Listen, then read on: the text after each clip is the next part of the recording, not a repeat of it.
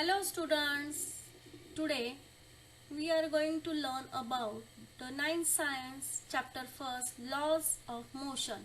In this session we will discuss about distance and time graph and velocity and time graph. Let's draw a graph of distance time graph for uniform motion. We know that in uniform motion object covers a equal distance in equal time interval. Okay, now here the bus covers a equal distance in equal time interval that is given in the nearest table. Okay, so in this table time in second and distance in meter is given. First one is zero distance covered in zero time. Second one 15 meter distance covered in 10 second. 30 meter distance covered in 20, 45 meter covered in 30 second. That means here we can observe that there is a 15 meter, that is a equal interval of distance 15 meter. If we are going to add 15 plus 15 30, again we add 15 45, add 15 to 45 we get 60. That means the interval of distance is 15 meter and here interval of time is also 10 second. So the bus covers a equal distance in equal time interval. So just plot time along the x-axis and time is taken in second and take scale as 1 centimeter equal to 10 second and take distance in meters along the y-axis and take a scale as 1 centimeter equal to 20 meters. If we draw a distance versus time graph, then it will be a straight line because here the object covers equal distance in equal time interval. So graph must be a straight line. Let's draw a distance time graph for non-uniform motion. We know that non-uniform motion means a bus, suppose a bus, it covers a distance. It covers a distance, unequal distance in equal time interval. Okay. Now here table is given the distance covered by a bus in second. Okay, so 0 meter distance covered in 0 second, 7 meter distance covered in 5 second, then again 12 meter distance in 10 second, 20 meter distance in 15 second, and so on. So as we can observe that the time in second they having equal time interval, that means there is a interval of 5 seconds. Okay, so it contains the equal time interval, but distance is it covers the unequal distance. Okay, because first time here it is a 7 meter distance, interval of 7 meter distance, then interval of 5 meter distance, then 8 meter distance.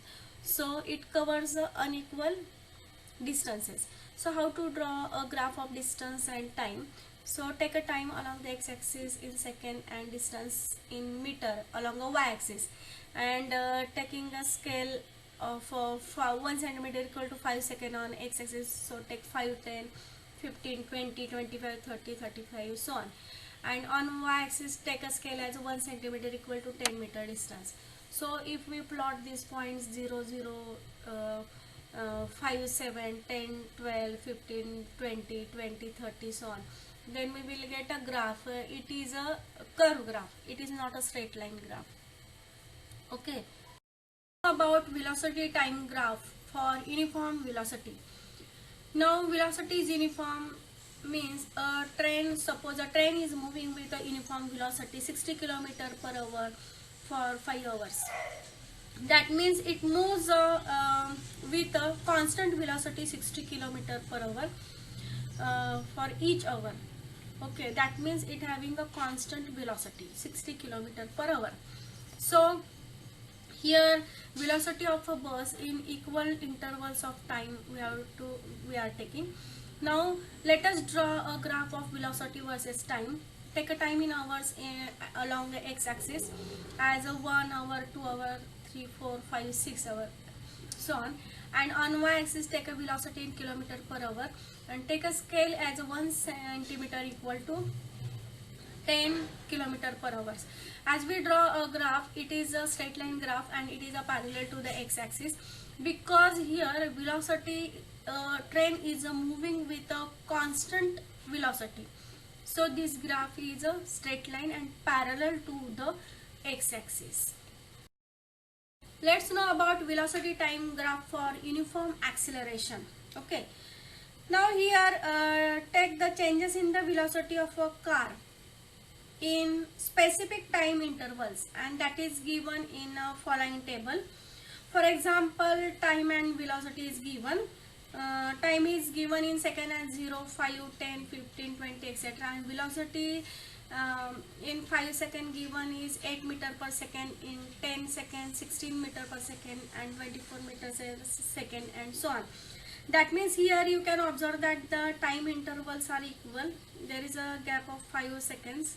So the time is a equal interval.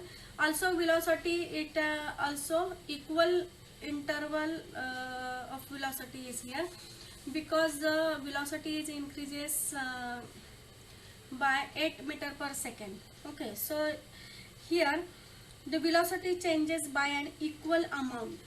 Okay, and time interval is also equal and velocity changes by an equal amount.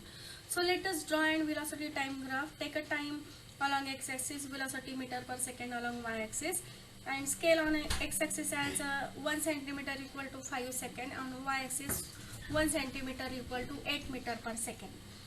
Okay, now if we draw this graph, it will be a straight line graph, because here note that the velocity changes by equal amount in equal time interval. Thus this is uniform acceleration. Okay, we know that the acceleration means the change in velocity per time. That means here velocity changes by equal amount. So it is called as a uniform acceleration. So this is a uniform acceleration. Okay, so this graph is a straight line graph. So for all uniformly accelerated motion, the velocity time graph is a straight line graph. Okay, but if we take a non-uniformly accelerated motion, that means if time intervals are same but velocity changes by an unequal amount, okay, then this is called as a non-uniform acceleration. Okay, so this, for non-uniform acceleration, the velocity time graph may take any shape, it depending upon the how acceleration changes with time. Let's take some examples of uniform circular motion. Giant wheel and merry-go-round swing, also merry-go-round and the table fan or ceiling fan. That means the fans rotating in a circular path. Okay, so these are some examples where an object moves with a constant speed along a circular path, and this get a velocity because with the change in the direction only.